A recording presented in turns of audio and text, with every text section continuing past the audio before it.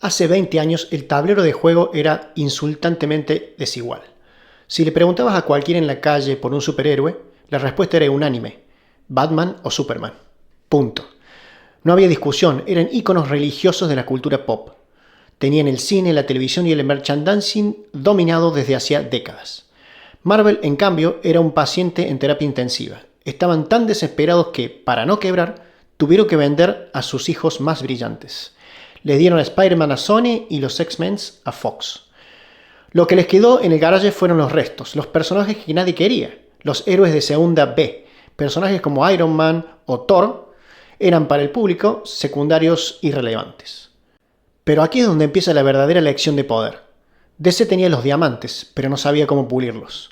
Marvel tenía carbón, pero entendió que, con presión y el tiempo suficiente, podía crear una joya indestructible. Lo que vamos a ver hoy no es una pelea de cómics, es una clase magistral de estrategia frente a una exhibición de pánico corporativo. Para entender la magnitud de lo que hizo Marvel, hay que entender el nivel de desprecio que sufrieron. En los 90 Marvel no era un estudio, era un rematador. Estaban tan quebrados que fueron a Sony y les ofrecieron a casi todos sus personajes por una cifra ridícula. ¿Saben qué respondió Sony? Solo nos interesa Spider-Man, el resto no le importa a nadie. Se quedaron con lo que la industria consideraba basura. Iron Man era un héroe de segunda B, un halcónico con armadura que el público general ni registraba. Thor era un concepto arriesgado, demasiado fantasioso para un mundo que venía del realismo de los X-Men. Pero aquí está la clave de que nadie vio. Al no tener a los favoritos, Marvel tuvo que ser impecable. No podían depender del nombre de Batman para llenar salas, tenían que construir una conexión emocional desde cero. Robert Downey Jr. no fue solo una elección de casting, fue un reflejo del estudio. Un actor caído en desgracia, rescatado por una empresa caída en desgracia.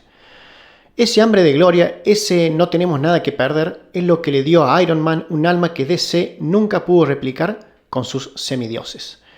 Marvel no construyó una franquicia, construyó un sentimiento de pertenencia. Te vendieron que podías ser parte de algo que estaba naciendo frente a sus ojos. Mientras DC te pedía que admirabas a sus estatuas, Marvel te invitaba a comer hamburguesas con sus héroes.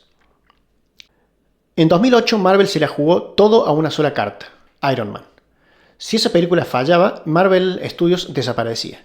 El estudio había pedido un préstamo millonario, poniendo como aval los derechos de sus personajes. Si el público les daba la espalda, se quedaban en la quiebra. Pero hicieron algo que Warner nunca entendió: paciencia estratégica. No intentaron presentarte a todo el universo en la primera escena. Se enfocaron en un hombre, en sus defectos y en una narrativa coherente. Mientras Marvel construía los cimientos ladrillo a ladrillo, DC observaba con una soberbia peligrosa. Los ejecutivos de Warner miraban desde la cima el éxito de la trilogía de Batman de Nolan.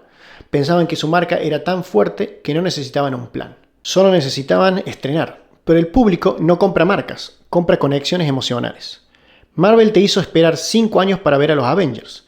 Te hizo desearlo. Te educó como espectador mediante pequeñas escenas post-créditos. Así crearon una comunidad de fanáticos leales. Marvel no tenía los derechos de sus mejores héroes, como Spider-Man o los X-Men. Así que tuvo que trabajar el doble para que te importaran los personajes secundarios que sí tenía. Esa falta de recursos fue su mayor bendición. Los obligó a ser creativos, a cuidar el guión y a respetar al personaje. DC, al tener el control absoluto de todos sus íconos, pensó que el éxito era un derecho de nacimiento. Y en este negocio, el derecho de nacimiento se pierde en el primer fin de semana de estreno.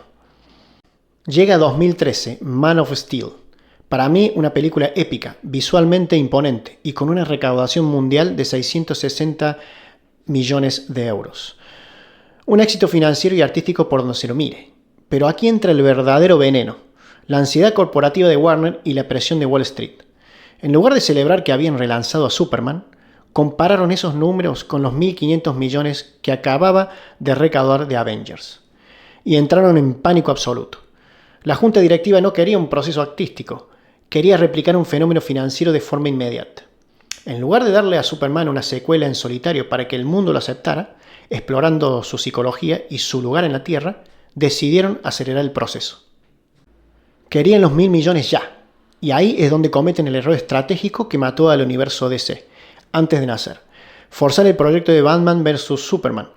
Intentaron meter a presión en una sola película la introducción de un nuevo Batman, el conflicto físico con Superman, la llegada de Wonder Woman, la semilla de la Liga de la Justicia. Fue como intentar leer los últimos párrafos de un libro sin pasar por el nudo. Arruinaron el desarrollo. El resultado fue un colapso narrativo que el público olió a kilómetros. El espectador se sintió manipulado por una estrategia que priorizaba el negocio por sobre la historia. Analizar cómo un estudio destruye su propio tesoro requiere cabeza fría, y para no perder el hilo entre tantos gráficos de recaudación y decisiones de ejecutivos, yo me apoyo en lo único que garantiza claridad: un buen café de Café Diseta. En la geopolítica y en el cine, el que parpadea pierde. Despierta tus sentidos y volvamos al desastre de Warner. Ahora entremos en la cocina del desastre. El problema de DC no fue Zack Snyder ni los actores, fue el pánico en el piso de arriba. Warner operaba con una mentalidad de Wall Street, no de narradores de historias. Cada vez que Marvel estrenaba un éxito, los ejecutivos de Warner cambiaban el rumbo del barco 180 grados. La ansiedad es el cáncer de la creatividad. El caso de Suicide Squad es de estudio en las escuelas de negocios como pésimo ejemplo de liderazgo. Tenían una película oscura, un drama criminal de David Ayer, pero vieron que el tráiler de Guardianes de la Galaxia de Marvel era divertido y colorido. ¿Y qué hicieron? Contrataron a la empresa que editó el tráiler para que editara la película completa. Destrozaron la visión del director en una sala de montaje por miedo a no ser suficientemente Marvel. Warner intentó fabricar éxitos por comité, querían los $1.000 millones sin pasar por el proceso de maduración. Intervinieron Justice League mezclando dos estilos de dirección totalmente opuestos, Snyder y Whedon, creando un Frankenstein cinematográfico que nadie pidió.